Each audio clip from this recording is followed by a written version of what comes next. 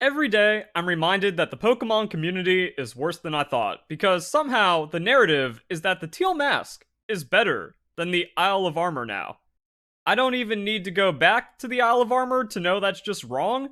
And I wanted to actually compare a few things that people have been saying, that the Isle of Armor is smaller and there's less to explore, or that the Teal Mask story is better. And immediately after popping in, I'm like, wait, this is just great. This is just wonderful and awesome. And that's how I remembered it. That Isle of Armor is actually stronger DLC than the Crown Tundra. And the way I've been seeing Pokemon Scarlet and Violet is that, yeah, it's kind of like the inverse of Sword and Shield. That we have the weakest DLC first with the Teal Mask, and then the Blueberry Academy just looks incredible.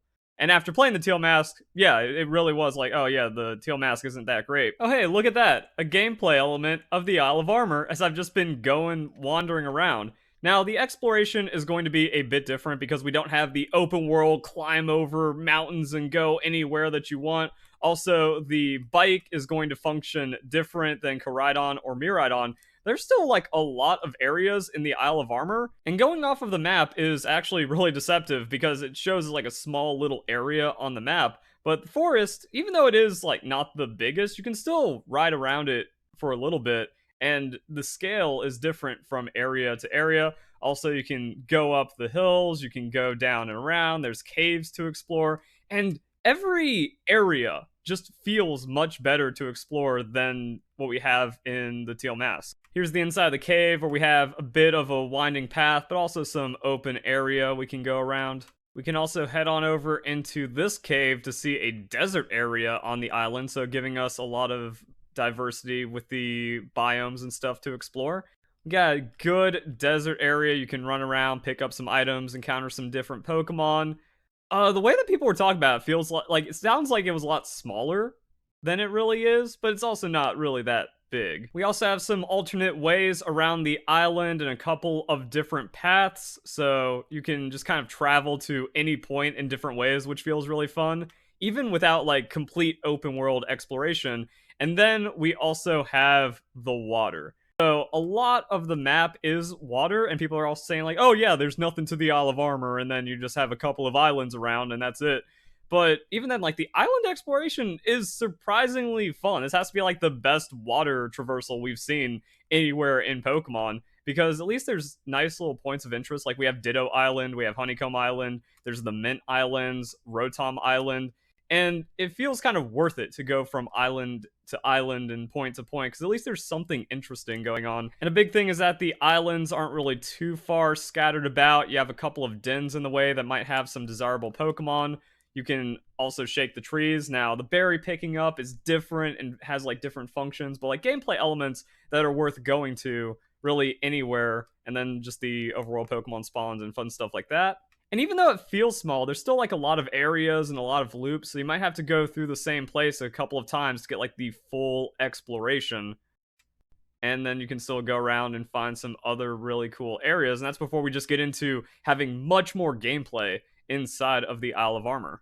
Also, I know this is the point from Pokemon Scarlet and Violet, but the trainer customization in Pokemon Sword and Shield, just so much better, even with the inclusion of the DLC, because we just can't shake that we're school children in Pokemon Scarlet and Violet. You don't have the same customization and impact. This actually made me feel like myself in the Pokemon world, and having trainer cards and all of the trainer customization really enhanced my overall gameplay and immersion, and I felt like I was epic on the battle stadium and stuff. And then, ironically, everyone hating Pokemon Sword and Shield for reducing the national dex, but when it's expanded for Pokemon Scarlet and Violet, and all the cheaters get disqualified at Worlds, and now there's a whole ginning debate going on because Pokemon's finally doing something about it. Oh, wait, never mind, national dex is bad. If you can't catch every single Pokemon inside of a game, Game Freak bad.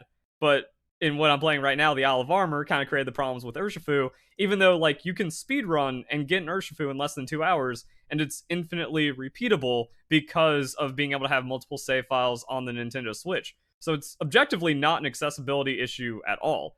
What we've actually learned is that the people complaining aren't Pokemon fans, they don't buy the games, and they don't play the games, and then they just want to be entitled brats. And because of that, they don't have any experience with the gameplay, and it's already proven that they're just hypocritical NPCs that can't think for themselves because, yeah, National Dex, bring it back. Never mind, National Dex bad, accessibility. Non-stop hypocrisy and contradictions and just overall weirdness, which is why I was just thinking, how is anyone thinking the Teal Mask is better? Even story-wise, the Isle of Armor's better. The Kitakami story gameplay is just ping-ponging across a small amount of the region and unnecessarily going back and forth just to learn that every entity in Kitakami is a scumbag. Except for Ogerpon. It's just a filler slog that wasn't even enjoyable. But like I said, I felt this going in, just kind of like looking at the initial trailers and reveals of the Teal Mask versus the Indigo Disc. Now let's actually go and explore the region. Now the open world is going to give us more exploration options, but the thing about Kitakami is that it's all empty.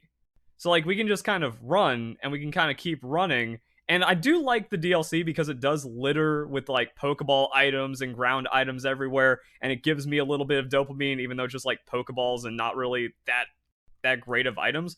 So at least they kind of it's weird. It's empty space, but it's filled empty space, but it's like pointlessly filled empty space. So yeah, like yeah, you can see Kitakami is bigger, even like including all of the water exploration, but it's mostly nothing. It feels like there's less mass or like less explorable land in Kitakami than there is in the Isle of Armor, and they just like stretched it to 3 times the size of what was actually made for it. I was thinking like, okay, so we have this little dust bowl kind of area. Yeah, still notably larger than the desert that's like in the cave in the Isle of Armor, so different areas, but it all just kind of feels weirdly stretched out. And the verticality of just Pokemon Scarlet and Violet in general kind of adds like artificial size to it, where it's like, yeah, I'm just gonna spend a minute hopping up and climbing up this mountain, but there's nothing really here.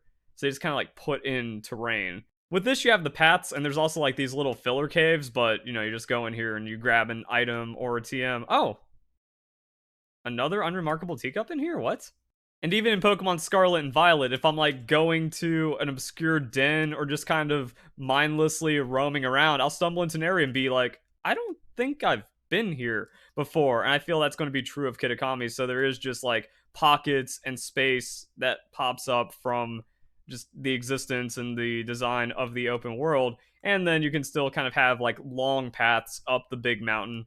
So yeah, the mountain's pretty big, and there's different ways of exploring it. And a lot of it's going to be like nothing. So Isle of Armor more like condensed with just interesting looking things, but still just, yeah, Kitakami is bigger. It just doesn't feel as wonderful as the Isle of Armor, and not as much saturation as well. You can get really good artificial graphics quality perception by just having the right amount of saturation and just making it feel good. But at least with this, you know, you can fly around, and flying kind of shrinks areas, but also you eventually run out of steam. So you can glide over this pretty quickly, but there's still just a lot of landmass and a lot of area over here. And the intro area, like when you're coming into Kitakami, does look nice because you have the apple fields right there, and then you also have the rice paddies, an interesting like road thing that isn't really that common in Pokemon, so just some area, and then also little bamboo forests and some other things. Like that area, Fellhorn Gorge is egregious. Is there any like reason to go over there and explore? It doesn't really seem like it. Then again, more plateau. But I will give the Teal Mask credit that there is more than it seems if you're looking for it and directly comparing. It's like, yeah, this is actually a nice little lake, and you know, you can still go and find special items here, and maybe there's an optimization for gathering. So there's activities. You can create your own activities in some areas of Kitakami, which is pretty nice, but it feels like you can create a lot more activities in the Isle of Armor. So yeah, Kitakami is bigger, but that bigger doesn't feel better, you know? That's just like a fun map on the DLC. And then the actual things to do in Kitakami, not much. It's really Ogre Alston, and that has its own like limited gameplay because the most you get out of is Mochi. You can farm a couple of white Mochi to where you don't need them anymore. Then Ace Academy Tournament running overnight with the turbo controller is just better. So even though we have all of the space, it doesn't really feel like there's anything interesting to do with the space or like come back to multiple areas. Whereas when I was like trying to really fill out my Pokemon Sword and Shield experience and gameplay loop, I was always coming back. And also, there was just so much more gameplay. We have a battle facility, can also upgrade the dojo, discount vitamins, just way better competitive quality of life than mochi grinding in like single player or normal mode with some friends and something. Like you eventually can burn through that. But with this, there's always something to do. And that just goes back to the amazing gameplay loop of Pokemon Sword and Shield, where it's like you run dens, you get the sparks, you find ways of converting the sparks, you get the items, you do some other things, and then just great. Also, one of the best features ever in Pokemon, just chilling right here with the Cram-O-Matic. And I guess this was kind of offset since you can effectively just purchase everything in Pokemon Scarlet and Violet to make it easier, but that does reduce some gameplay points where I was just having a blast here. Also, sadly reminded that we don't have Pokemon Quest 2. Come on, China, why don't we have the update? And then other parts of the gameplay loop just making every area matter because, there's that place in the cave where you have the 3 dens right next to each other. Really good for Armorite farming. Same thing for the Honeycomb Island. That's really cool. And then Digging Paw, which then converts back over into the mainland with the Digging Duo.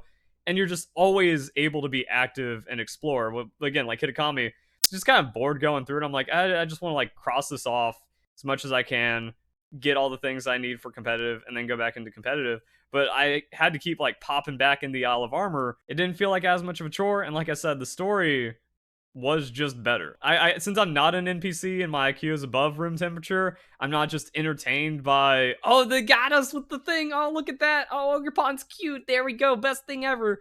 It takes more than just simple nonsense for me to immediately think something's better. And I do think a big thing about this is the recency bias, where it's just like, it's new, therefore feels better when like you come back to the Isle of Armor, you're like, oh yeah, I had some great times here, and this just feels really good to kind of walk around through and hang out in.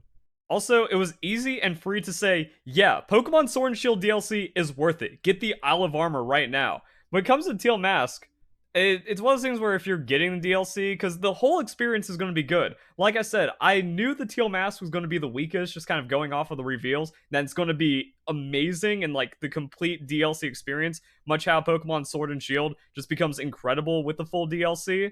That's going to be the Scarlet and Violet DLC once we get the Indigo Disc and the rest of the Area Zero story. I mean, even what's supposed to be impressive about the Teal Mask is underwhelming. Like, this is the big festival. A couple of stalls that only sell food and no, like, actual gameplay engagement. It just kind of shows, like, yeah, this doesn't really feel like there's anything going on here. And just a grind you kind of get through, and then there's not much to do at the end of it. And I did a video on the Ogre Clan, but the rewards from the Ogre Clan aren't worth it. So there's nothing extra here. If anything, I guess all the quality of life that Scarlet and Violet brought makes it harder to have DLC, and that could maybe just be like a small kind of revelation because you're just already set, and unless they give you everything for free, it's going to be harder for Kitakami. It just kind of feels like an extra little bit of area with nothing new to really explore compared to an actual expansion like it felt with Pokemon Sword and Shield. But then we can see a lot of like deliberate competitive and battle influence for the Blueberry Academy, so I think that's where it's going to come together. Either way, like, yeah, I don't get it.